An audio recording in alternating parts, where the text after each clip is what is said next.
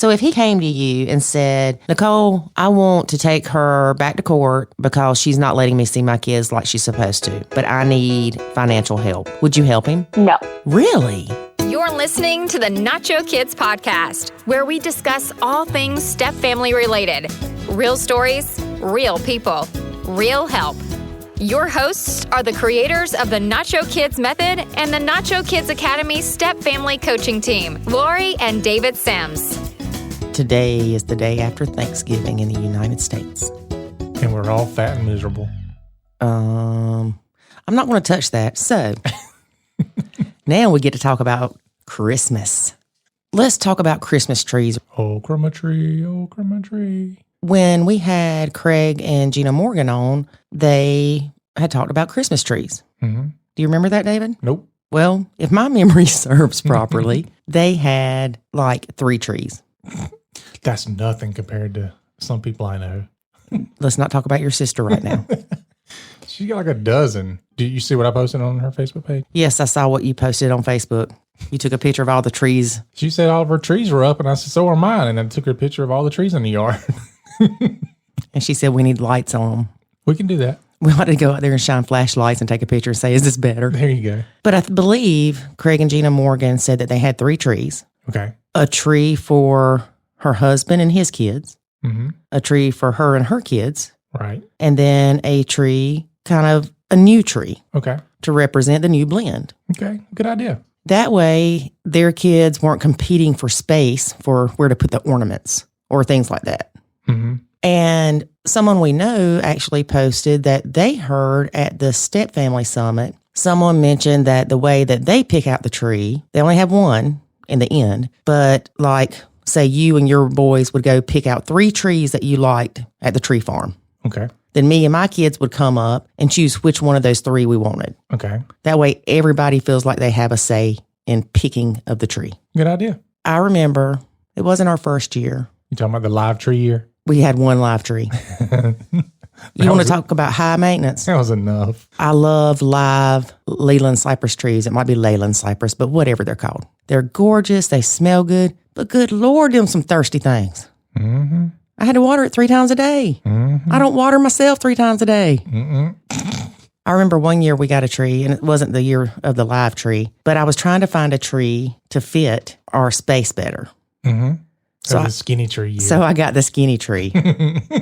And I believe it was Ethan that did not like the skinny tree. Yeah, it was one of them. You know, now that I think about it, Ethan didn't like a lot of stuff. He didn't like me changing the furniture. He didn't like us painting stuff. He didn't like my tree. Mm-hmm. I'm sure the rest of them may have felt that way, but he had no problems telling you. Nope. Anyway, Christmas can be such a sad time, even if you're not in a blend. It brings back memories of loved ones that are no longer with us. It brings back memories of crappy Christmases. It brings on stress of having to run to everybody's house or having people over. And a lot of that is limited this year for some people because of COVID. Mm-hmm. They're not willing to take the risk. You also have the financial strain that it puts on people. Yes. Some people, borrow for Christmas and takes them all year long to pay it back. If they pay it back then. Mm-hmm. So there's so much that can cause stress at Christmas. Then you have blends. You have little Johnny's got to go to his mama's at such and such time, and little Susie's got to come back from her mama at such and such time. And it's crazy. Mm-hmm. David and I did Christmas several years, early and late. Mm-hmm. I try to get everybody to do Christmas in January. That way we could get the January white sales. Is that a real thing? Yeah. Oh, I thought you just wanted the day after Christmas sales. Well, yeah, you can do that too. But no, everybody's taking their stuff back day after Christmas, and it's crowded. Oh, yeah. So we decided that, you know what, instead of fretting and stressing, and if it was a day that my son went to his dad's Christmas day at 1 o'clock, why would we let him open his gifts or, quote, quote, receive Santa and then turn around, send him on his way, and send him on his way for a week where he's not going to get to play with his stuff? Because you can't take toys to the other's house. You know, I don't think I've ever told him he couldn't. He never asked. I told mine they couldn't.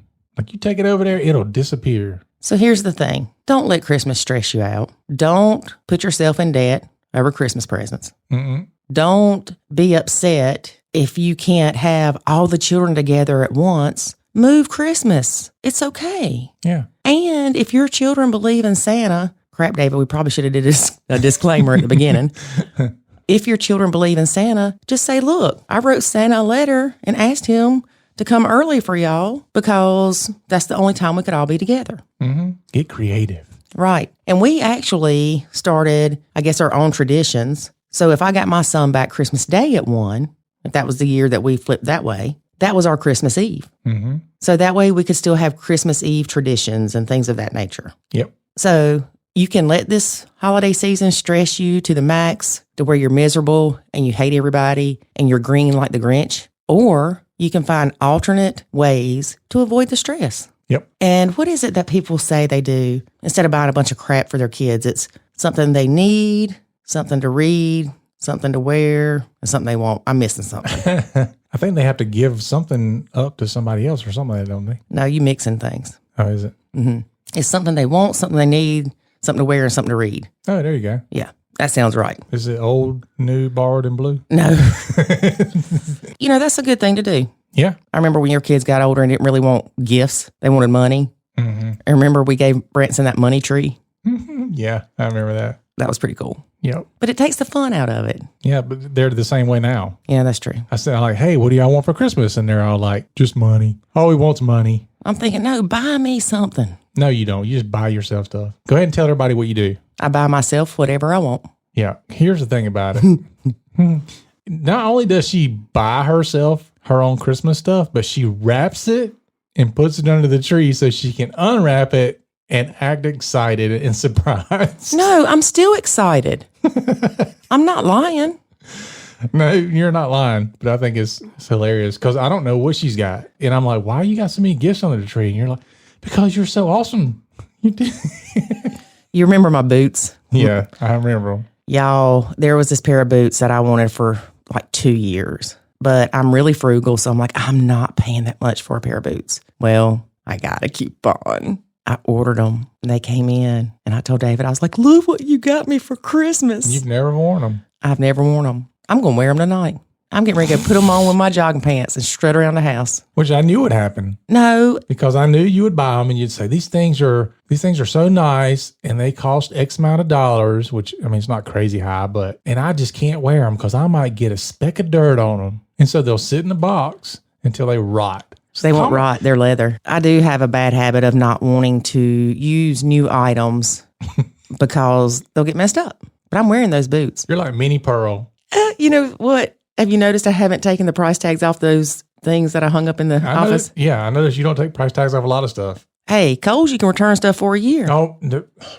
Seriously? You can. Please tell me you don't wear it and then return it. No. Okay. No, I do know people that'll tuck the tags in the back of their clothes and return it. That's just wrong. That's stealing. Mm-hmm.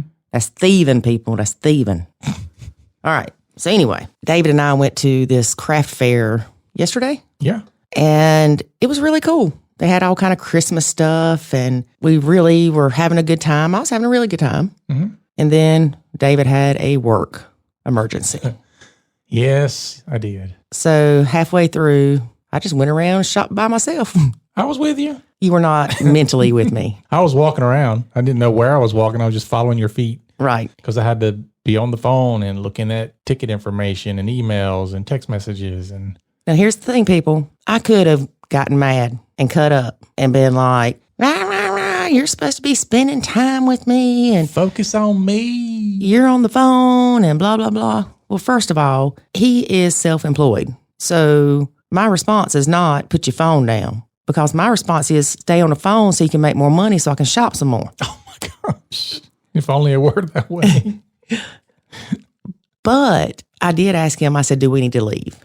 To which I responded, nope. There you go. So I just kept going around, talking to people, having a jolly good time. And she did. Got our stuff and we left. Yep. And went somewhere else and did some more stuff. Now, I did get kind of annoyed in Home Depot. Why'd you get annoyed? Because I noticed you were annoyed. Because you wouldn't stop with the phone. I stood there for 12 minutes looking at curtain rods, and you just sat there and you had already told me it was taken care of before that. Okay. So I didn't say anything. Good for you. Yes, good for me. Because it went well. Really? Because I was annoyed. I know you were annoyed. You know how it is. You got somebody who's already aggravated and annoyed. We talk about this all the time in the academy. Don't put the target on you, because when you respond to somebody in a way and they're already aggravated, they take all that frustration and aggravation, they turn it toward you. Yeah. So we didn't want that to happen. No. So thank you for controlling your tongue. But notice, he did know I was annoyed. Oh, yeah, I know it. I'm not one of these people that can hide things. If I'm mad, you know it. If I'm sad, you know it. If I'm glad, you know it. If I'm confused, you know it. Because I do like the little puppy dog and turn my head sideways like, huh? Mm-hmm. No, I knew you were annoyed. I was annoyed. It was a problem. Yes, it was being handled. But there was also a lot of questions I was having to answer, stuff like that. But we got past it, and we didn't fight, and we didn't argue. Nope. Life was good because I nachoed. That's right. We got out of Home Depot. And if we needed to leave, we would have left. I did it another day. Right. So, because guess what? Sometimes life throws you a curveball. Right. And or they throw you soggy nachos. Yeah. And so you have to deal with it. You know, like times when, you have to do something with the kids you weren't prepared to do. Like take them to the doctor or get them because the other bio parent's a piece of crap and says, oh, I can't get little Johnny because I've got COVID. And then you look on Facebook and they're in Disney with their other kid. That would never happen. People are not the brightest of the Mohicans. Yeah. I can remember times when one of the kids would be like, I've got a project due. And I'm like, okay, cool. I'll help you with it. When's it due? It's due in the morning. It's 9:00 at night, son. Yeah. So I told you before it was due. Yeah. Or the best one's like, how long have you known about this? I found out at my mom's last week. Did your mom know about this? Yes. She knew the whole week and she didn't bother to help you. No, she said, wait till you get back to your dad's house and he can help you do it. Mm-hmm. Thanks. So the whole point in this rambling, there is always a point to our rambling, whether you may realize it or not. But the whole point to it is I was annoyed yesterday at some point. It wasn't at the craft fair, but it was at Home Depot. Part of that's because I don't like hanging out in places. I don't like hanging out in Walmart or hanging out in Home Depot. I go in, get what I need. I'm like Speedy Gonzalez, underlay, and we out the door. Underlay. Whatever. But even though David knew I was annoyed, I didn't verbalize it. And so it didn't progress. We can talk about Saturday when I was annoyed and I did verbalize it. When you and your son tried to get me killed. Oh, no, let's not talk about that, David. We're running out of time. All right. You know how people emailing, what happened? Yeah. Okay, so I'm ending right now. All right. Let's talk about our guest really quickly. We're talking to stepmom Nicole. She's in Canada. Cool. A Canuck. She's been blending 4 years. They're not married. She has twin stepsons, 2 bio daughters and a bio son, and an ours daughter that's 2.5. Ooh. Yes. How many is that? 6. 6. The hardest part of her blending is the high conflict bio mom. Really? Yeah, imagine that. The best advice she ever received, the Nacho Kids method. That is very good advice. Woohoo. Who gave her that advice? I did. And she loves it, and it truly changed her life. Well, good. Yes. So anyway, enough of this. I know y'all are like, come on, get to it. We are at it. All right, folks. Here goes right after a word about the Academy. There is a way to save your sanity and your relationship, and it's called the Nacho Kids Academy. In the Nacho Kids Academy, you will learn the skills and knowledge to properly nacho, techniques to handle step-family challenges, ways to improve your communication, and much, much more. Visit NachoKidsAcademy.com and sign up today to join other step-parents who are seeing the life-changing benefits of nachoing. Again, that's NachoKidsAcademy.com. Today we have stepmom Nicole. Hey, Nicole, how are you? Good. How are you? Doing good. So tell us a little bit about your blend, how long you've been blending, step kids, ours kids, bio kids, all that good stuff. Okay, so we've been blending for about 4 years now. I have 3 specifically mine. There's 2 step kids and then there's 1 our kids. And it's a I can't even speak. It's okay. I'm so overwhelmed by it's not been that fairy tale blend, that's for sure. And I've been actually in a blended family previous. There was a mine, a his, and then we had an ours. And I thought I knew what I was stepping into. It hadn't been that hard. That other child is actually still a very big part of my life. So I walked into this thinking, oh, this can't be that hard. I've done this before. It was like, and it's been anything but.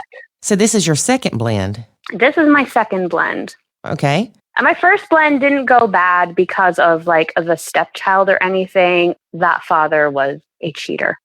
So that's why that didn't go well. It wasn't like the blend didn't go well or anything. It was a specific problem with said ex-partner. Yes. But so this is my second blend. I thought I you know how like everyone says, oh, I hate hearing you knew what you were getting into. I actually thought I knew what I was getting into, but it couldn't have been farthest from the truth. Well, you had good reason to think that you knew what you were getting into because you had already been through this. Exactly. And it had been easy peasy. I'd say the hardest part of this blend and what makes it so very, very difficult and different is a ultra high conflict biomother. Oh, one of those. One of those, yes. I fully feel that's what's made it challenging. The stepkids aren't bad kids. I mean, dad does, there's been definitely like, we call it Disneyland dad or the guilt parenting. Mm-hmm. He's gotten better. The kids aren't, they're not bad kids. It's just the high conflict biomom has made this blend a definite hell. So your first blend, you didn't deal with a high conflict biomom. No, biomom was actually not really involved at all. And she definitely wasn't conflicting when she was involved. Dad had full custody of that child. So maybe that was the difference. Yeah, I think that's probably a big difference. Yeah, and I'm actually friends. I mean, we definitely weren't friends while we were together, but that biomother and I were actually friend acquaintances type people now. Oh, that's great. Yeah, I had no idea what I was getting into with this. I thought I did, but I didn't. And I mean, I had been divorced and we had a very amicable divorce, and I get along very well with my children's fathers. And, there's fights here and there. Everyone's got disagreements, but for the most part, we have a very amicable relationship. We really try to co-parent very well. And I didn't know that this other side could even exist and be what it is by joining certain Facebook groups, and specifically the Nacho group, which has totally changed my life. I see that, unfortunately, this type of parenting, divorce, and whatever that my significant other is going through and has seems to be the norm. And that's kind of sad. You're married, right? No, I'm not married. They're not divorced yet. They're still fighting it out. Oh, goodness. That just makes it worse. Yeah, 4 years, they're still, fighting it out. It just makes it worse that they're still going through all that crap because that's more crap you're having to deal with. I don't think they're ever going to be done going through it, to be honest. I think that specific person seems to have a very, narcissistic personality, and she just likes to cause problems and issues, and that's what makes her happy in life. Did you know that about her when you started dating your significant other? No, I didn't. Like I said, I hadn't had a problem with first blends biomother. I amicably, as best as possible, had split from my partners and tried to get along. I thought that's what everyone did. I haven't even made it through a court system yet for I never fought out child custody. I never fought out child support. To be honest, I guess I was naive. I didn't even know there was this whole evil family court system till I got involved with my partner and his ex dragging through it all. Really? Really, yes. I with my exes, we just came up with some out of the blue number for child support. I mean, I have full custody of my older two. I split a 50-50 custody with my third youngest. So she does 1 week with me, 1 week with dad. And then obviously my fourth child is the ours. So, and we just did that we just did that all on our own, just decided this is it. There was no fighting. Whenever my older children's fathers want to see their kids, they can. I fully endorse relationships with their dads. My oldest is 16, so I stay out of that relationship completely. I feel like she's old enough to do what she needs to do with that relationship. So yeah, I didn't know it was divorce and custody and child support and all this could be such a nasty, mudslinging road. Wow. So you really got a shock. I did. I was like, man, I could have got more child support. But also, horrible as that sounds, but also I make a lot more money than my exes make, and they have other children, and I mean, I could take them to court and get more child support and all that stuff, but A, I don't have time. B, I don't want to waste the money. And C, I'm not taking money from them. I'm taking money from their children. And I don't want to, how do I sleep with myself at night knowing that my kid had that extra $100 is buying them a new video game, but that $100 I got from my kid is taking food off the table for their kids. So I just leave it alone. And two, like you said, it's not like court's free. So you'd spend probably $10,000 to get $100 extra a month. Right. I worked it out and I was like, okay, so I spend $5,000 here, $5,000 there. And really, I mean, I make almost double what they make. It's going to work out to be, I've worked it out. It's going to be an extra 100. What's the point? And the time, right? I don't got the time. And the stress. Right? And the stress. And like I said, we have pretty good relationships. I mean, yes, we get mad at each other and whatever every now and then. But if I take them to court, that co-parenting and relationship we've worked to build is all down the toilet, so to speak. Right. So I guess the bio mom that you're dealing with now, she's not in a relationship with somebody else? She is. That's the thing. We both thought when she got in a relationship, she would be happy and like kind of move on and leave us alone. But that hasn't happened at all. She is still just as vindictive and evil as she was in the beginning. Wow. Like I tried to be sympathetic or empathetic. I was like, okay, well, you know what? Significant other broke up with her. She wasn't prepared for that. We got together fairly quickly after they separated. I tried to see it from her perspective and understand she was hurt and, hurt people lash out. And I thought, okay, well, as time heals all wounds, as time goes on and she finds a new partner and is happy, maybe she'll ease off. Then that definitely hasn't happened. Yeah, you would think that her having somebody else in her life, that she would want to move on. But she's obviously holding on to some resentment there. Or she's, just miserable, and misery likes company. Yeah. So you don't ever think the divorce will be agreed upon? Well, the divorce is separate from the custody and everything. They've already kind of fought it out. They've sent the divorce thing through. It's actually my significant other stopping it. He just hasn't, I don't know why, he hasn't signed it. Every time he goes to, I feel like he thinks the longer it's the last piece he can hold over her head because she makes life so miserable, doesn't follow the court order, constantly just takes the kids and withholds them from him. And he feels like as long as he doesn't sign the divorce paper, it's this last little bit he has to hold on to, hopefully get her to get back into line with the court order, custody, etc. It's not probably the right thinking, but that's that. So the bio mom doesn't follow the custody agreement? Not at all. For instance, right now, the children are supposed to come this Thursday. We're fully expecting they won't. So they come Thursday evening till Tuesday morning. So the last week when we dropped them off, sometime this week, I guess they got a cold and got sick, and she's went off on her typical rant and rave of our house is dirty, and every time her boys are here, they get sick, and we're disgusting, dirty people, and et cetera, and she's not sending them anymore.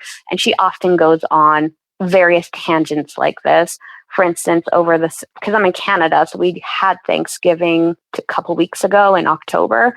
And even though it's written in the court agreement that he would bring them on Thanksgiving Day, she purposely blew something up and refused to let him have his court-ordered custody time with the children because it was the Thanksgiving weekend. And I guess her significant other's child came over and she wanted to play happy family and have the boys there all weekend, etc. So she does this all the time. Are the court systems in Canada, do they recognize parental alienations? So if your significant other took her back to court for violating the court order, would they take it seriously that she's not letting him have the kids like she's supposed to? I think they would. The problem is it's not free to take her to court, right? Mm-hmm. So it's another $5,000 down in retainer and going back to court in time. And I think he just doesn't want to waste the money. I know in the States, for the most part, I would say, if you find somebody in contempt of court, So basically, you would get an attorney, they would file a rule to show cause, you would go to court, and the judge, if they find them in contempt of court, then they will make them pay your attorney's fees. That happens here too. She's actually had to pay his attorney fees for a few trips to court. You would think that she would not gamble with that. No, I have paid about $12,000 in court fees to help him fight her. And at some point I just said, Nacho, right? Mm-hmm. And so I'm not helping with that anymore. And he really, between his child support and what the little he does contribute, he just doesn't have the money. And I'm very sure she knows this. And she's thrown it out there. Well, if you don't like it, take me to court. If you don't like it, take me to court. Really? Yes. What about him representing himself? Is that a possibility in Canada? We tried that, and in this particular court case they were fighting out. It didn't go very well. I think he froze, and there are lots of fathers that do represent themselves in Canada. Some go successful, some don't. He froze in court. He let her lawyer pretty much walk all over him, and it didn't turn out the way we were hoping. So I don't think he should self-represent himself again. Yeah, and I mean, I'm not saying that I could even self-represent myself, because I would probably, say things that I shouldn't or get emotional, because it's hard. And I know people that have done it here, and it just depends on the judge. Some judges are lenient if you choose to do that, and they don't expect you to know all the court rules and proper etiquette of the courtroom. But then some of them are really strict. Well, you didn't use the right terminology. And so it depends. It wasn't that. The judge wasn't all about terminology. I think it's just that significant other, he just froze, I think, in the moment. I think the pressure got the better of him. He's not a public speaker type of person to start with. And I think he froze. Mm-hmm. He didn't speak up when he should have. And her lawyer just kind of railroaded over him, took control of the case, and so we didn't have said outcome we were hoping for. Right. Which is unfortunate. Now, I know here also we were talking to a couple recently that was debating on whether to try to take the ex back to court because she owed money and all this stuff. And we found some resources online for them. I can't remember them off the top of my head, for fathers to get assistance to go to court. That may be something your significant other could find to help him. Yeah, that's true. I know there's a big in the States and in Canada, there's a big father's right movement growing right now. Mm-hmm. I know there's father's right Facebook groups, etc., where they try and help each other out. I think we had discussed maybe part of the big cost is all the filing of the paperwork.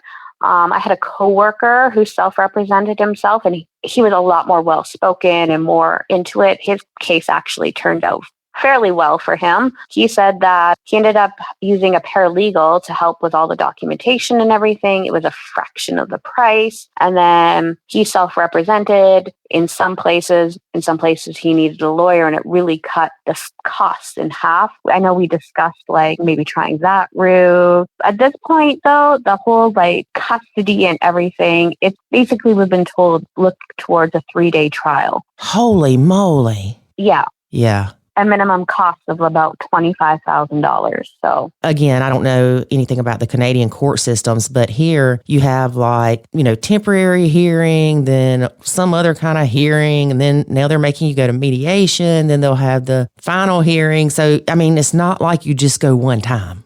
No. And it's kind of like that here. So they went to they've got family court where situations that can be settled in 15 minutes. So that's where they went originally to fight out custody. And she was awarded, they have a 70-30 split. They did try and do arbitration or mediation. No, she's just not agreeable to everything. She took him back to court saying he abused the children and tried to get him just supervised visitation and every other weekend only. The judge saw right through that, actually called her a scheming person. She had to pay his court fees, etc., and that was denied.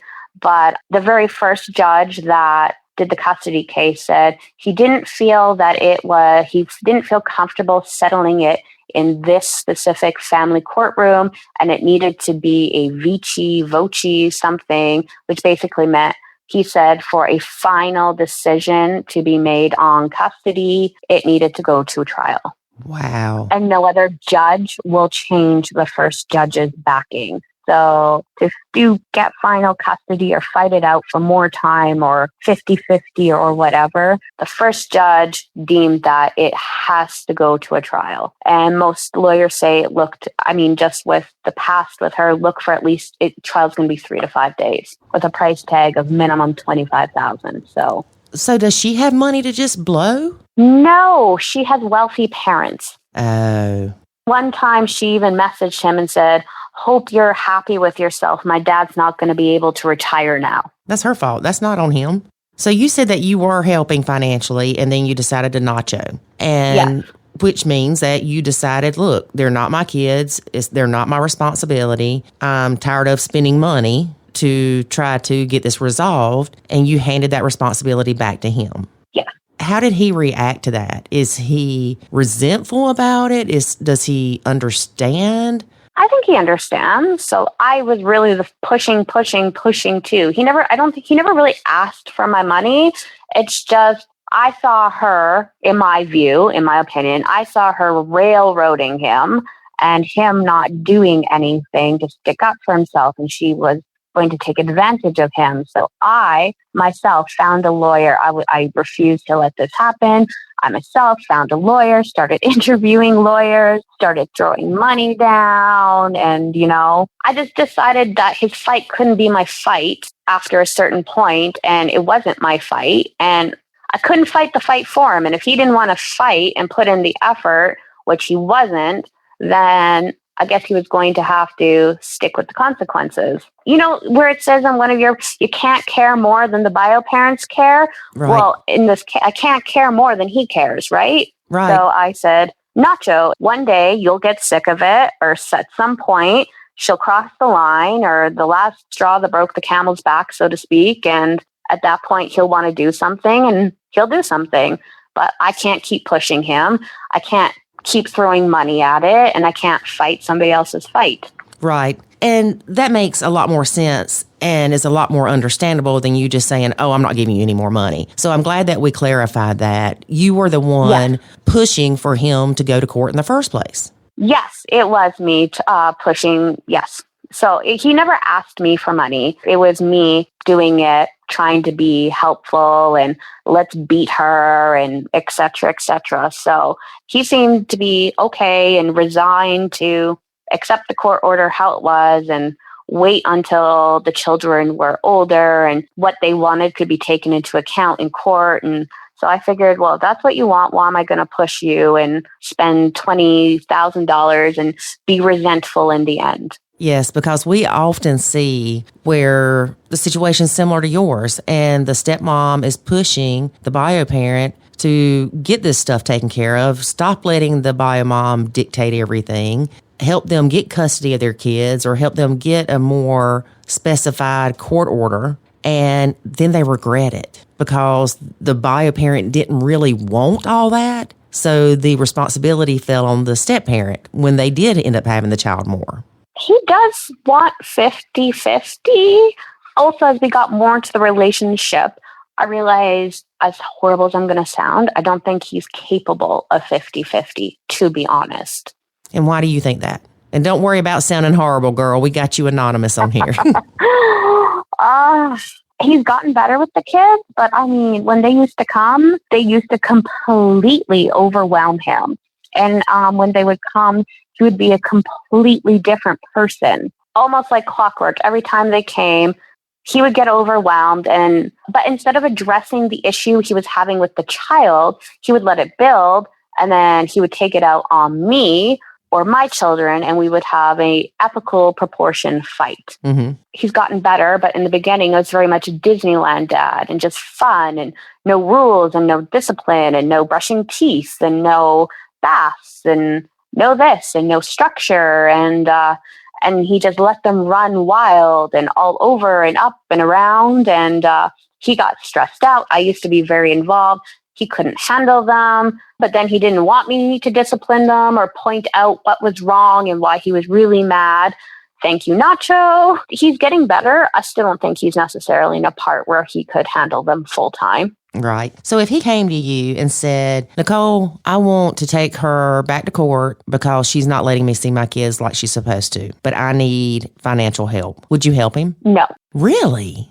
I feel like I've legitimately spent enough money on it. And I feel like if he wants it bad enough, he will find his way. Right. No, I won't spend any more money on it. Also, another pushing factor is that his mom has offered to give him money to help as well, which he hasn't taken. So I would say go ask your mom.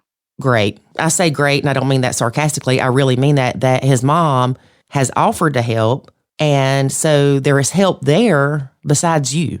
Yes, there is. There is. If he really, really wants to, his mom is ready to fully back him. That's good. That way you don't feel like that you're just abandoning him. I bought a house for us to have enough room for all the children. It had to have 6 bedrooms. Mm-hmm. I make almost double the money he makes. So I pay the majority of the bills and I pay the majority of the household expenses. Plus I pay for the house, the down payment, the insurances. I don't think, honestly, he would ask me for the money right now, knowing that I foot everything as it is. Right. Yeah, it's not like you're just sitting on your money and rolling in your $100 bills. No, I'm definitely not. My paycheck comes in and it's got a lot of places to go out. Right. And you've got other kids to take care of. Well, that's just it too, I am solely responsible for I have a 16-year-old. I have an autistic 13-year-old boy. I get very small child support, like only $300 a month.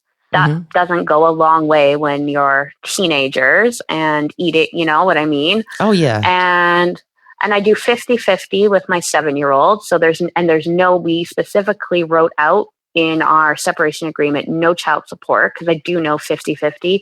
There's a parent still paying somebody there, but we've written that out.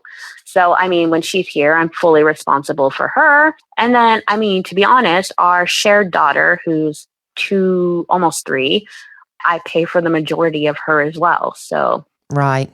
We have been to couples counseling, and I think he gets it, where I was like, I can't help you spend any more money on your fight and your children and all this, because I need to be there for my children and financially support my children. I said, I don't want to be resentful of you and your children and ultimately perhaps break up our relationship because I'm so angry when I could have used it on stuff for mine type thing. So right. I think he understands that. And two, like you said, you were kind of pushing him to do that. It's not like he was motivated to do it on his own. I absolutely wasn't. He was going to let her right railroad steam through him. And he still does. I think he just is so sick of fighting the fight. Like, for instance, how on multiple occasions, she's just made up some kind of fight and some kind of thing she's angry about and withheld the children on multiple accounts. He could take her to court if he wanted to. He knows he can. He knows his mom has more than not often on these occasions reminded him, hey, I'm here to help, financially if you need it.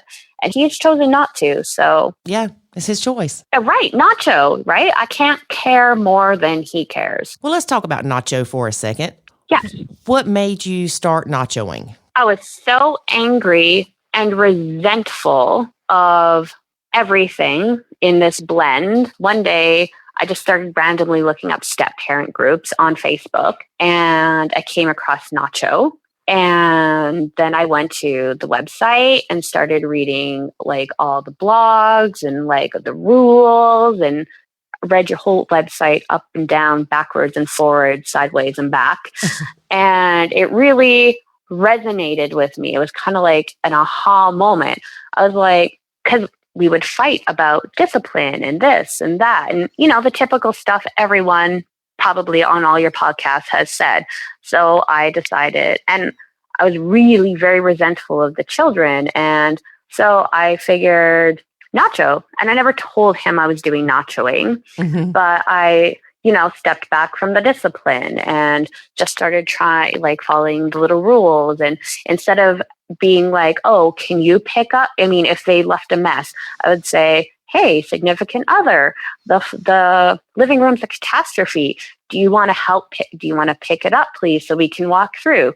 Well, slowly over time, he'll readdress from him picking it up to asking his children to pick it up, etc. And yes. And I'm getting less, resentful towards things. And it's definitely making a difference for us. So, and also, I mean, he used to want me to be very active and parent. And I was getting mad because I was like, well, why do you want me to have this amazing relationship and put all this effort in with your kids and you don't do anything with my kids, Right. So, I mean, later on, I kind of tried to discuss Nacho. He wasn't into it, but I still do it.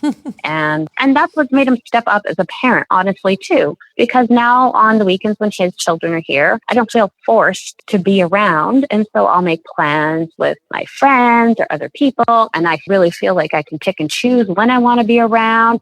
And that way, when I am around and I've chosen to be around, I'm a happier, funner person. And a relationship with his children can maybe flow more naturally instead of I'm just the bad person, the wicked witch of the East or the West or whatever it was, that evil stepmother. Oh, you didn't pick up this and oh, you didn't do that. And I don't focus so much on everything that's wrong and what they've done wrong. I can just enjoy it more. Right. And it makes a huge difference. It does. Nacho saved my sanity. Thank you, Nacho. Well, I'm glad it saved yours. I think it saved mine too. Right? Yeah. They're not your kids.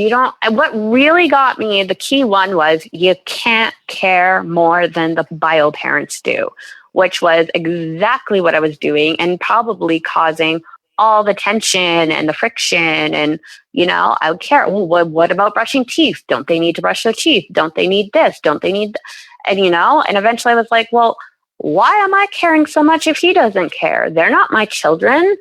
If he is okay with their teeth rotting out, okay, then so be it, stop the stress. And then it seemed, as soon as I stopped caring more than he cared, well, it seemed like my nitpicking was gone. And it seemed like my focusing on every little thing wrong was gone. Right. Right? And so then it caused less fights, right? Because if I'm not sitting there with him, oh, they did this, and oh, they've got this mess, and oh, blah, blah, blah, blah, and this and that and that.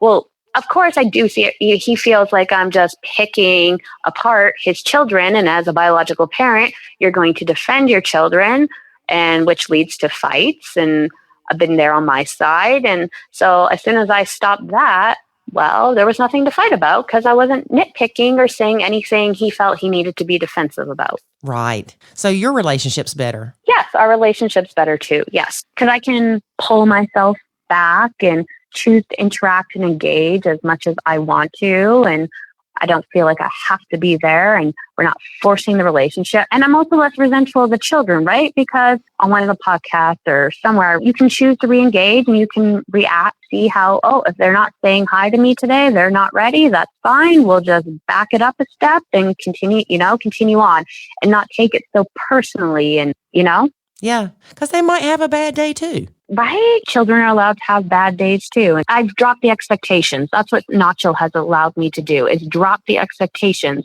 So if you have zero expectations, you can never be disappointed, right? Right. So, because I know when they're at their mother's, they've even been told, Mommy says we don't have to listen to you, right? Oh, that's great by a mom. Well, what do you do? Like, okay then. Well, you know what? You're right. You don't have to listen to me because I'm not your parent.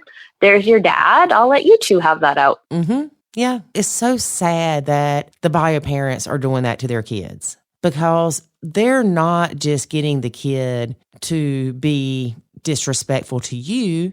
They're going to be that way with other adults. Exactly. But hey, Nacho, not my children, not my responsibility how they turn out. So if that's what you want to project onto your child, that's your God-given right. Right. And I know a lot of stepmoms feel like if the stepkids end up growing up and not doing well in school and struggling to keep a job and all this stuff, that it's a reflection on them. And it's not. Exactly. That's what I was like, yeah, it's not a reflection of me because they're not my children. Mm-hmm. But you know what is a reflection of me? How my children turn out. Right. So I just need to focus, stay in my lane. I mean, gosh knows I got enough children to focus on. Yeah, you do. Yeah, I do. So I just need to focus on mine. And his children, they've got 2 parents, him and mom, and that's their parents. And it's up to them how they turn out, not me. So yeah, Nacho's really released me. Good. I'm so glad. Now, before you started doing Nacho, though, did you, or in hindsight, can you see that you spent more time worrying about what the stepkids did than focusing on your own kids? 100% I did. Not even just in a negative way of critiquing them, but I was so focused on forging a relationship with them. And, everyone goes into it thinking super stepmom, and we're going to have this relationship. I mean, they were young, right? They were 2 at the time. So they're that cute, cuddly stage. I thought it would be so easy. So, I was so focused on them and forging a relationship and helping my partner fight that fight against the evil biomom and all that, and being the knight in shining white armor, so to speak. I did kind of like leave my kids in the dust because I was so focused on them and that biomom and making everything right and showing how great I was, so to speak, and look at me and I can, take this all on and whatever, that I totally lost focus on myself and my kids and my relationship with my kids. Right. And it's so easy to do. We don't even realize it. Yeah. I mean, I didn't realize it at the time. I mean, over time, as I grew more resentful, then I was like, I did notice, later, because then I was like, well, why am I focusing all this time on them? I need to focus my time on my kids. And it was a kind of very one-sided too. It was always like, well, what can I do for you and your kids? And not necessarily, not that he's a bad person. He does do lots of stuff for me. And, and it's also different. His kids were 2 and mine are, one was already 13, I think at the time. And there's, and the other was a preteen. There's a difference between how you connect with older children versus the connectability with younger children. But I also felt like it wasn't an even playing field, so to speak. I felt like I spent so much more time on him and his than I did mine versus him and mine. So I grew resentful and eventually noticed it. And so Nacho, which allowed me to be like, hey, you're the parent. You focus your time with them. And they're not here to see me. They're here to see you. And I'm going to do my thing with my kids. And when you have your kids here, well, that's time to do more one-on-one with my kids. Right. And it's important for him to do things along with his kids. Not all the time. Yes, you need to do things together. But if the relationships are bad, no, don't try to push that, because then everybody's going to be miserable. Then the next thing you know, your kids are going to say, I don't want to live here because y'all are miserable and it's just a miserable environment.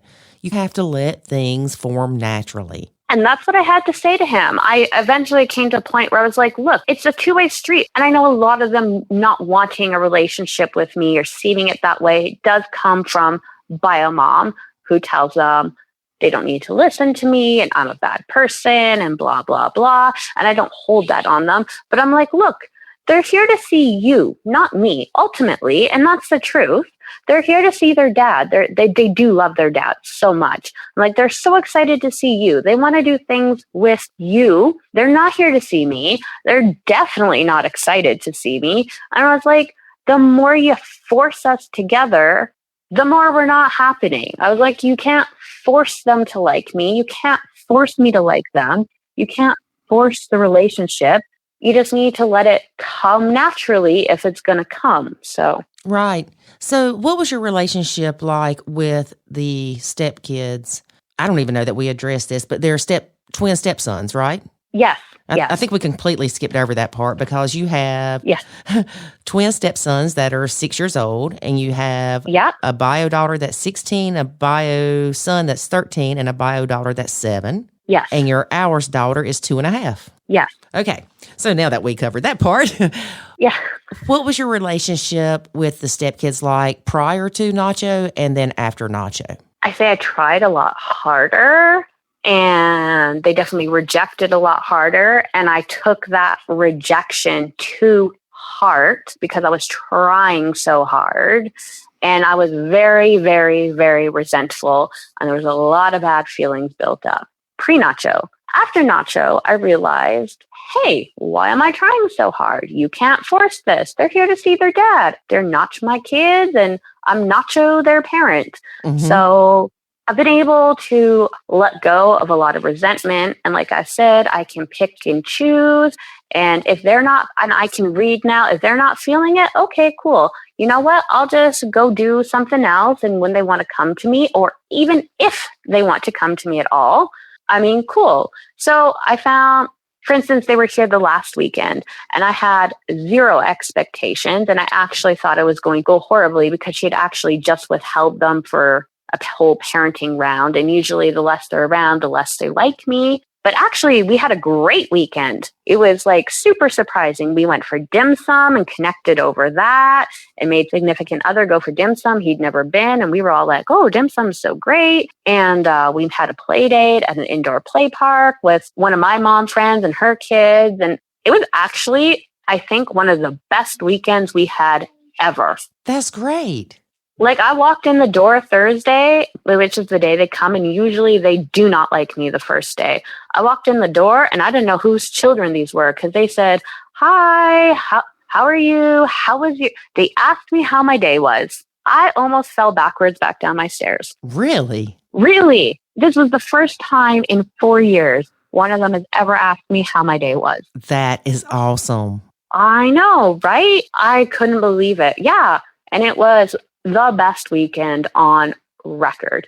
Now, do I think every weekend's going to go like that? Heck no.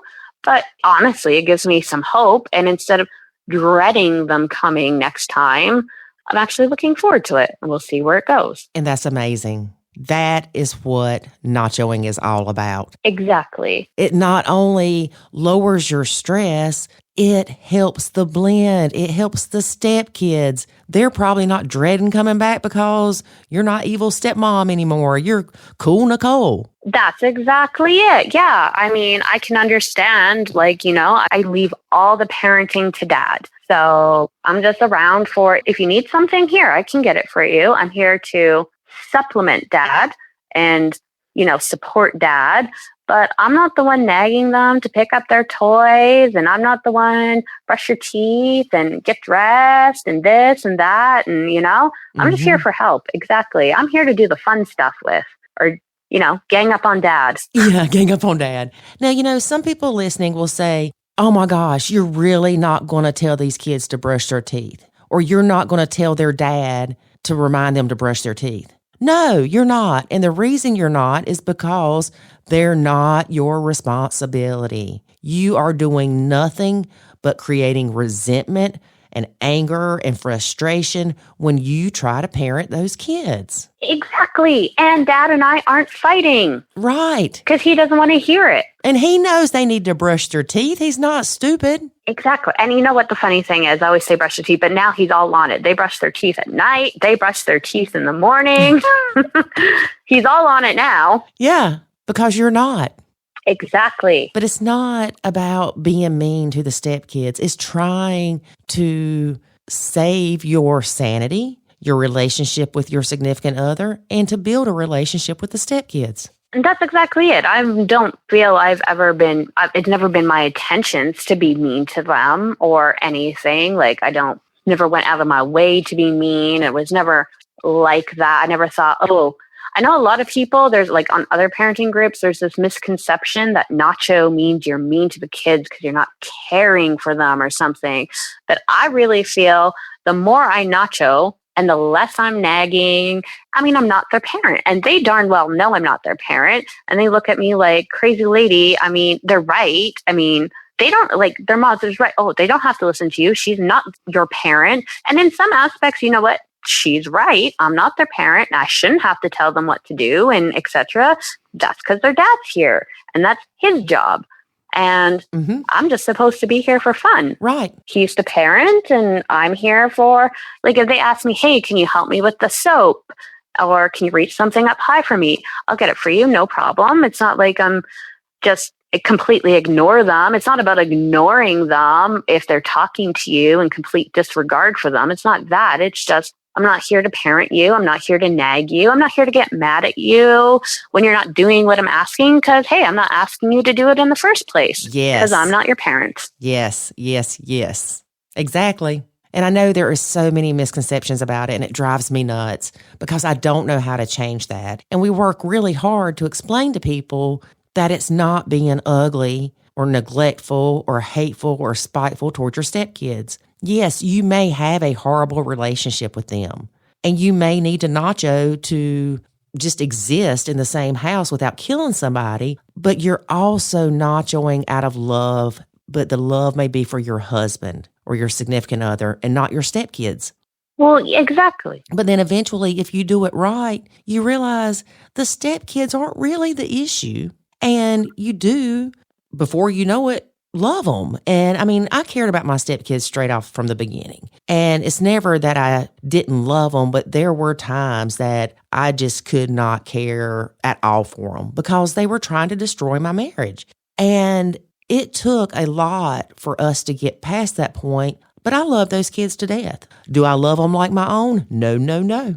I love them like my husband's kids, and I love them for who they are, and they are awesome kids. I haven't got there yet. Do I love them? No, I'm not going to lie. I'm not there yet. I haven't developed love for them. I'm at the point where I'm not full of anxiety and depression about them coming. So I feel that's a good, we're starting with that. And am I enjoying their presence more? Yes. And did I have a good time with them? Yes. So hopefully another 4 years from now, maybe we'll say I have some love for them. And you know what? 4 years from now, you may be like, oh yeah, I love them. And then they hit the teenage years and you're like, I don't love them. That's natural. Oh, teenage years. But that's natural. I mean, we love our own kids unconditionally because they're our kids. But because we have to. Exactly. Let me tell you, there's some days, my now 16-year-old, she's great now. And I'd say we're almost like best friends. But man, we've had some rough patches where if she hadn't been my own daughter and I am biologically engineered to love her, let me tell you. You would have been leaving that house and leaving her there with her bio parent. Yes, I would have. Oh, she was a miserable something. I always say, I love you, but I sure don't like you. Right. Don't ever say that to your stepkid, though. Woo. No. I would never say that. No. I know the rules. Don't say anything negative. Right. And it works. The less you say negative, the less you're fighting. Right. Because I'm going to be honest, and I've actually got my partner nachoing my children, because that used to be one of the fights was he would try and discipline my children, or, you know what, me too. I didn't want to hear the negative. You know what? And I'm not going to say, I'm not Disneyland mom. I'm not glossy-eyed over. Trust me, I can point out the flaws in my children from a mile away. I know my children, and I know what their good strengths are. I know what their weaknesses are. There's lots of days where I want to nacho my own children. So they're both teenagers now, the two older ones. And my younger one, she's an only child when she's at her dad's house. And she comes back with only child princess syndrome. So, you know, I'm not looking through rose-colored glasses at my children. I do know they've got faults, but I also know I don't want to hear it. I know they got it, but I don't want to hear it from my partner. You know what? I'm good. I know they've got their faults. Go focus on your children, not mine.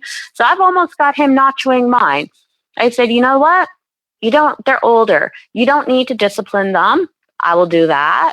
I was like, all I want for you to have with them is a friendship. Yes. And have my back if they come running at me with a knife. Yeah, exactly. Yeah, have my back. But I've got him. I was like, you know what? You don't need to discipline my children.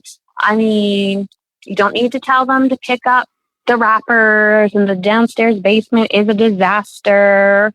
And then my son is autistic.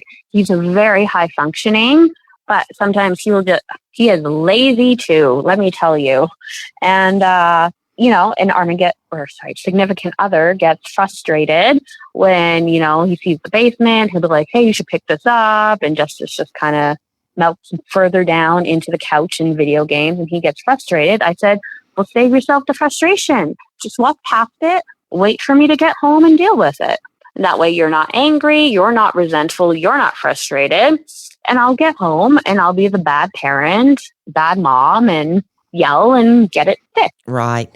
Exactly. Yeah. And all you got to do is just be their friend and be there for them. And that seems to be going better, right? Yeah, it's going better. Yeah. If he can just remember to do it. Yeah.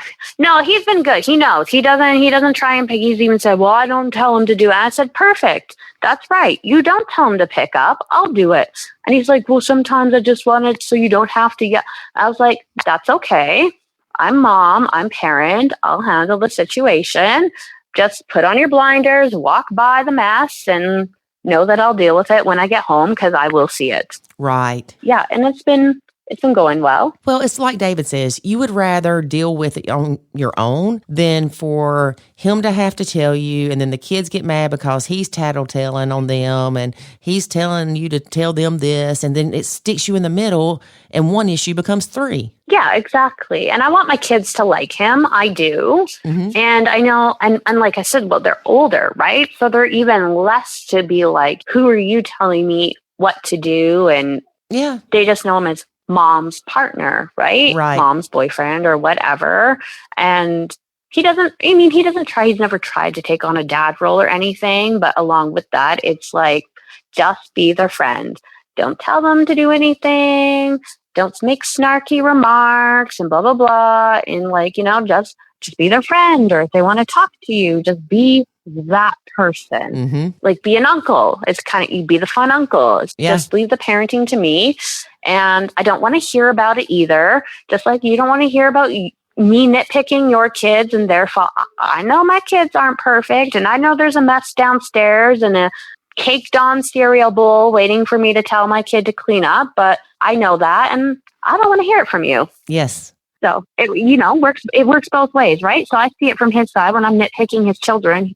You want to defend them, even though he knows that I'm right, but they're your kids and you want to defend them no matter what, no matter how wrong they are, so to speak. So works on my way too. Yes, exactly. My son came in the other day and he said something and I just looked at him and David, kind of caught that something was going on. He wasn't paying attention, but he said, what's going on? And I was like, I don't even want to talk about it because I knew that if I told David, it would get him on that role of, yeah, da-da-da-da, or, something about Jackson. And I didn't want to hear it. Right? Yeah. Yeah. And it's one of those things because what would happen if I did tell him and he said, well, he shouldn't be doing that or something like that, then I would kick into, well, your kids, blah, blah, blah. See, and that's it. That's exactly it. So, yes, yes, you hit the nail on the head. That's exactly, and that's how all our fights started, is I would perhaps nitpick on him, then he would nitpick back, and then it just started, that was our hugest problem, is it always became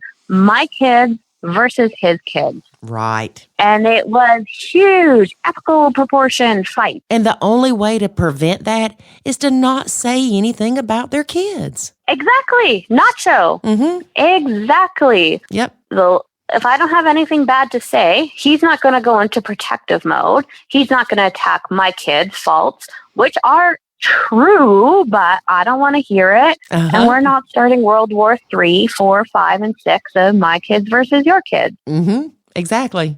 Yeah, I mean, I know my kid's not perfect, but do I need somebody to tell me that? No. Exactly. You don't want to hear it. And likewise, the bio parent doesn't want to hear it either of your stepkids. So I do get that. Nacho, everyone, nacho. Yeah, exactly. And even you, Nicole, as kind as you are, if you said something to me bad about my kid, I'm going to say something back to you that you're not going to like. Right? Mm-hmm. Exactly. You wouldn't go up to your friend and be like, out of nowhere, start a conversation listing all your friend's kids' faults. Yeah. You know they're there. Exactly. Your friend knows they're there, but they don't want to hear it from you. It's not your place to tell them because they're not your kids. Hey, I've got an idea. Why don't you find some stranger today at Walmart or somewhere and you go up to them and tell them how they are parenting their kid wrong? See how that works for you. You're going to get punched in the face, probably.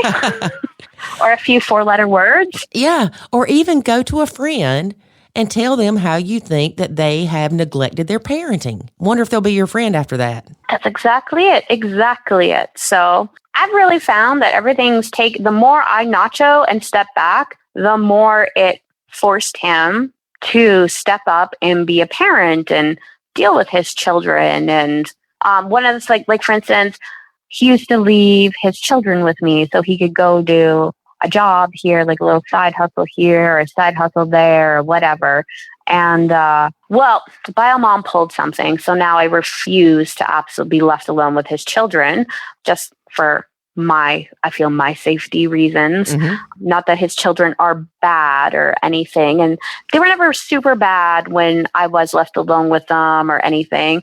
But I don't want to be in that position. I don't want to have to parent, Right. So, I mean, yeah, he's had to, but it's been good for him too. So now he doesn't disappear and he's had to prioritize his children and step up and realize, oh, well, I can't do this because I have my kids, just like a regular parent would, He's had to put his kids first. And I think it's been good for them as well. Right. And the thing is, when you decided to Nacho, it was not, I'm going to step back and he's going to step up. It was, you needed to step back. And whatever happened after that didn't matter. Exactly. I'm not saying every other bio parent will perhaps step up or whatever, but just in my case, the more I stepped back, the more, well, like I said, now they're brushing their teeth every night and every evening or every morning. And it's not because I say a word. Well, and the reason I say that is because we see it in the group sometimes where someone will say, well, when you decide to Nacho, you can't force your significant other to step up, which is right. You can't. Yeah. But I will tell you, 85% of the time, the men do step up. Exactly. And it may not be instantaneous. It may take them a month. It may take them, 2 months. A year. Right. We'll go ahead and say a year. It may take them a while because they have to feel the pain. They have to be annoyed by their kids. They have to get annoyed at the Cheerios sitting on the floor for 2 weeks. They have to trip over the toys on the living room floor. Yeah. I mean, as long as we're doing everything for them, they're not going to be bothered by it. So if you sit there and have a mess, say the stepkid leaves a mess on the table and it's driving you crazy.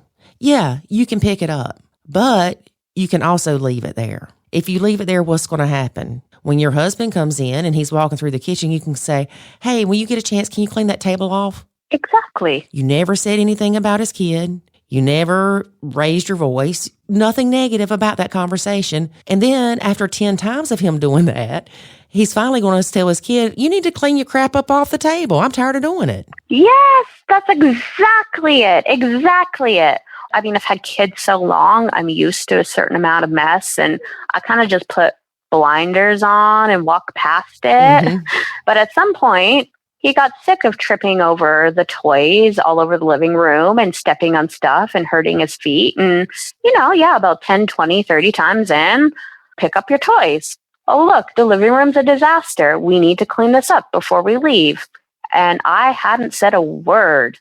Nothing could be thrown on me. I was in the clear. Mm-hmm. And nobody was mad at me. Dad wasn't mad at me because I was nitpicking. Oh, look at the living room, blah, blah, blah. Kids weren't mad because it was someone who wasn't their parent telling them. So they had it out on their own and I just did my own thing in the kitchen. Right. And I was the good guy. Mm-hmm. And some people don't understand that, Nachoing is all about reducing stress. So if the cup on the table is driving you insane, and I mean, it's making you angry. Every time you walk by it, you just get mad and you're miserable and you're stressed out and you start breaking out in hives and you want to just punch the wall. Pick up the cup. Yes. I mean, when you're Nachoing, you also have to adjust your mindset a little, right? Yes. So at some point, you just got to figure, well, is this worth having the fight about? Is it killing me to pick up the mug or the pop cans that are, or the juice boxes that are left? I mean, yeah, I just at some point pick them up and put them away. And, it's not killing me, but I'm less annoyed by seeing them there. Right. You got to change your mindset a little. And yeah, I could be like, hey, your kids left this and blah, blah, blah, blah, blah. And then we have a fight. I mean, is it worth it? No, it's absolutely not worth it. It's 5 seconds out of my day to move it from the cup holder into the recycling. And we just move on with life. Right. Exactly. You have to figure out which is less stressful for you. There was a lady that, I've mentioned this before, that she had some really nice white towels that they got for a wedding gift.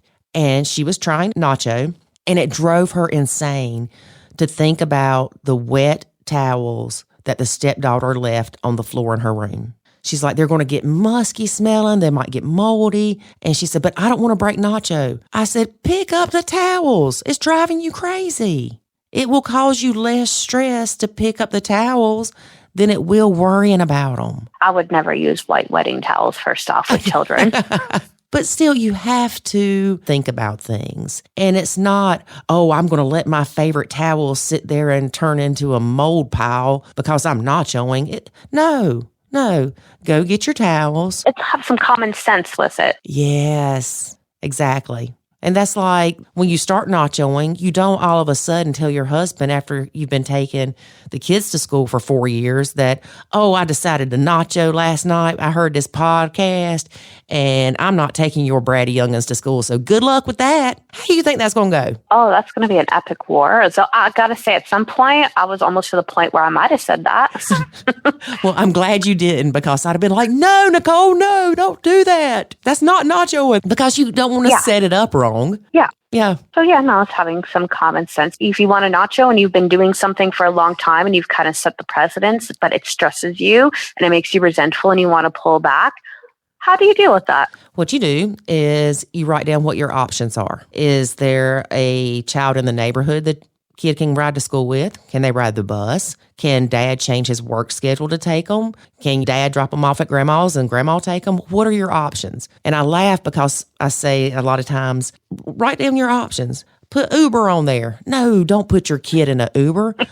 But it's an option, but it's not realistic. So what you have to do is write down all your options, mark out the unrealistic ones, and then address it and tell your husband or your significant other, look, I'm really having a lot of anxiety and stress with having to get the kids ready and taking them to school.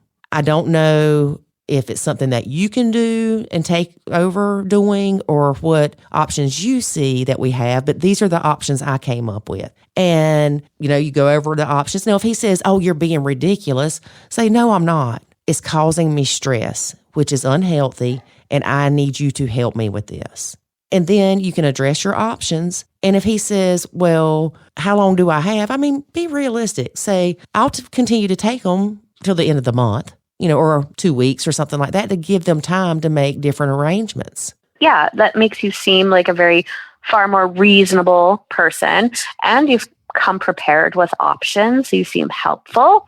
And you don't seem like such a mean, bad person. I like it. And if, for instance, if your significant other is just like, oh, no, you are going to take my kids to school, because we have seen some people like that. Okay, that's fine. Then you're going to step up and you're going to parent your kids to where they know that if they start spitting in my head when I'm driving down the road, that I'm turning the car around, taking them back home, and you're coming home from work, And that's also fair. Right. Yeah. If they're not willing to help you solve the problem, then you have to come up with the options. Well, that's kind of like you said on some podcasts about having agreed upon household rules. So I think that would be that. You would have an agreed upon and let's say, for instance, it really doesn't know the options are feasible and you are stuck doing that, then I guess that's where it comes into the agreed upon rules that bio parent would enforce and instill and talk about. Mm-hmm. And then that would lead into a maybe less stressful ride to school. A good example is when I would take David's kids to school, they'd always make me late for work. I had to drive 45 minutes to work, so I was pushing it even if we left on time. But they would always dilly-dally and they'd make me late. So we didn't really have another option. There wasn't a school bus because they went to a private school. There were no neighbors that their kids went to that school. So the option was David woke his kids up at 5:30 in the morning before he went to work and made sure that they were dressed and had eaten breakfast, had their book bags ready at the door with their shoes and their jackets, and then they went back to sleep. And then I would just wake them up and tell them to get in the car. That's a good option. Mm-hmm. But you also have a great husband. Right. And it did not take long for those kids to go, I promise I will never make her late again. Please don't make us get up at 5:30 in the morning. Who wants to get up at 5:30 in the morning? Nobody. Right. But think about it. If I wasn't here, David would have to do that. If he had paid somebody to come pick the kids up, he couldn't ask that person to be late for work. Exactly. So, I mean, there's always options. They might not always be fun options or easy options, but there's always options. And you just have to figure out what's the best way to approach it. And the agreed upon house rules and consequences, that's a great way to do it. You know, if you are stuck taking the kids to school, say, look, you know, if little Johnny's not out the door at 7:02 in the car ready to go, then I'm going to have to leave him here. Now, granted, we're thinking little Johnny's old enough to stay home by himself. You can't leave a 3-year-old at home. Again, common sense. But yeah, I mean, there has to be rules and there has to be expectations as far as what your role is and what your boundaries are with those roles. Can I just say, I've done that with my own daughter when she was younger and going through her super miserable stage. She wasn't up. She wasn't ready. She wasn't out the door. I was teaching her a lesson that day. Let me tell you, I left. Was she not glad you left? Because my son would be like, oh, yeah, I get to stay home today. No, you know what? She's very studious and booky and stressed. If she misses school, she gets stressed out. Oh, yeah. That's how I am. So that would have gave me so much anxiety. I would have found me a ride to school. She learned a lesson. Let me say, after that, alarms were set and we got up and we were ready. Isn't it amazing? Right? Yeah. Mm-hmm. She didn't think I was going to do it. I followed through and I pulled out and I left and I wasn't turning around. Well, let me clarify because I know somebody's going to do this. They're going to leave their stepkid at home. No, this was my bio child, right. Biological daughter, and I believe she was 14. Right. So if the stepmom chooses to take their stepkid to school and the stepkid has made them late and the rule is set forth by the bio parent that if little Johnny's not outside by 7:02, that the stepmom can leave him at home. That's how that works. Yeah. Yeah. Agreed upon with their biological parent. I didn't have to agree upon with anything because I was said biological parent. There you go. Well, let me ask you this before we wrap up. Do you have guilty parent syndrome? No. Okay. So in the very beginning with my now 7-year-old daughter, she had just turned 3 when her father and I split up. There was a brief period where it was a competition. I'll admit it. It was a competition between houses and toys. And I would say for a small, brief period of time. And then I realized this was ridiculous and I can't afford, we have too many toys. And why do we need another toy? And, it was very short-lived. But no, my other 2 children, no, I've never guilt parented. No, it was just a brief time with my 3rd child. Dad and I definitely had a little competition going. And eventually we were able to get on the phone with each other and be like, this is freaking stupid. We're going to go broke. Right? And really, does a 3-year-old need another? I was like, she doesn't need another toy. I was like, this is ridiculous. And we were able to have a conversation and be like, we need to support each other and be on the same page and have similar rules at houses that complement each other or whatever. And we've been pretty good since then. Well, good. Because I see it all the time where, really, these people are going to have to file bankruptcy because they keep trying to one-up each other with their kid. And we did do that, and I will admit it. We absolutely did that. It was very, very short-lived. Luckily, we figured out how stupid we were being sooner than later. And now we support each other. I've definitely used that. If you continue this, I'm going to call your dad. Mm-hmm. No, please, no. Yeah, please don't call my dad. Yeah. Well, Nicole, we really appreciate you being a guest on our podcast and taking the time to share your story with us. Thank you so much for having me. I was so excited. I love your podcast and I love your accent. It's the cutest. Oh, well, thank you. And I am so glad that Nachoing helped you. Yes, thank you. Thank you from the bottom of my heart for Nacho and me finding Nacho because it's saving me. Girl, that's awesome. It makes my heart happy. Awesome. Well, you have a great day and you love on that little Hours daughter because before you know it, she's going to be a teenager. I do. She knows she's the baby. She's spoiled. Well, you enjoy that baby. And again, I am so proud of you for Nachoing and doing it properly because you've seen the benefits. Yes. everyone, Nacho, everyone look up Nacho Kids Academy, listen to the podcast, read the blogs, read the rules. It's life-changing. Well, thank you so much, and you have a great day. Okay, you too. Bye-bye. Bye.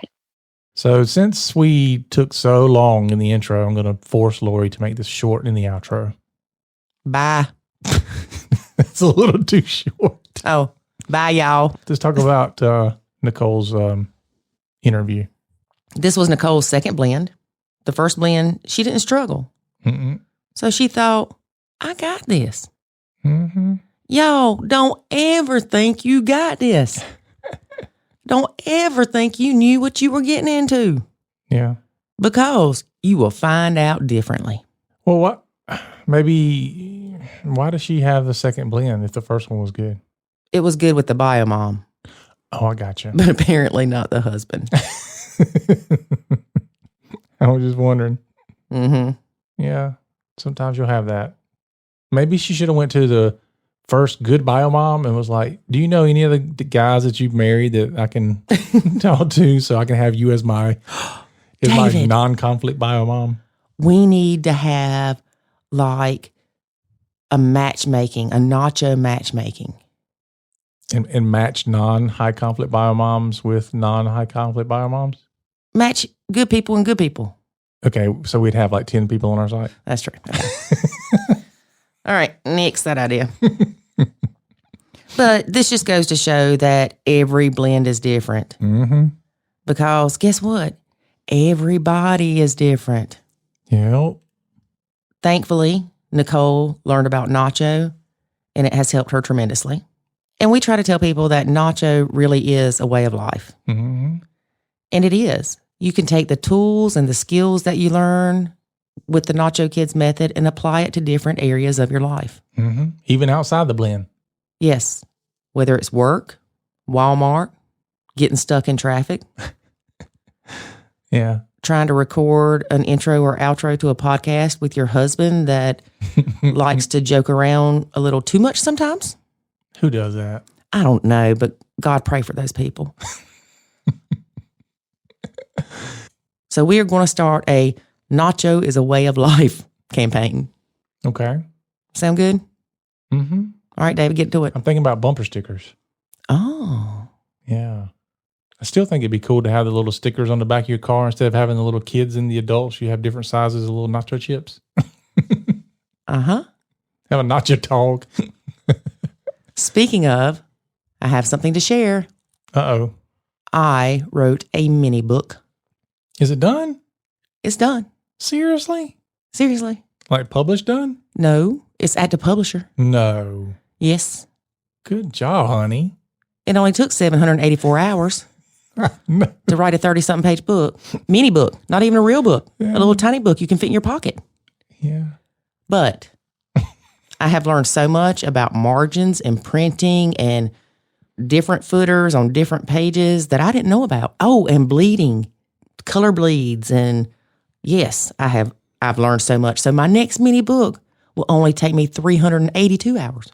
When are you going to start on the real book? Well, considering that was part of my goal for this year, I at least need to come up with a table of contents by December 31st. I think we should. We're going to write a real book. I think you and I should write a book together. Well, no.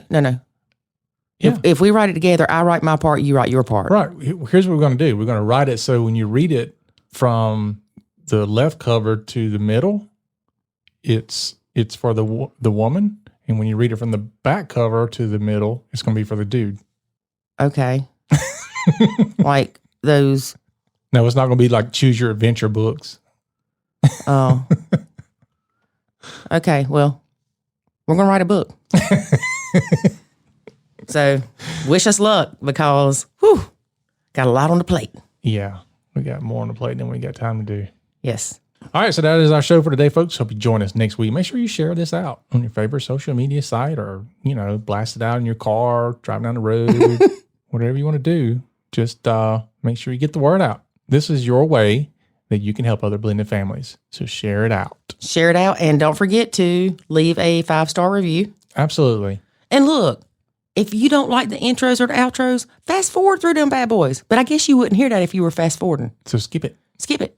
Yeah. But they wouldn't hear to skip it because they're not listening. So then they know how to skip it.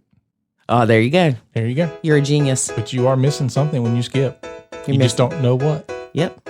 All right. Well, remember, sharing is caring. And we'll catch you next week on the Nacho Kids Podcast. And remember, life is always good when you nacho. Thanks for listening to this episode of the Nacho Kids Podcast. Find us online at nachokids.com. Until next time, remember, life is good when you nacho.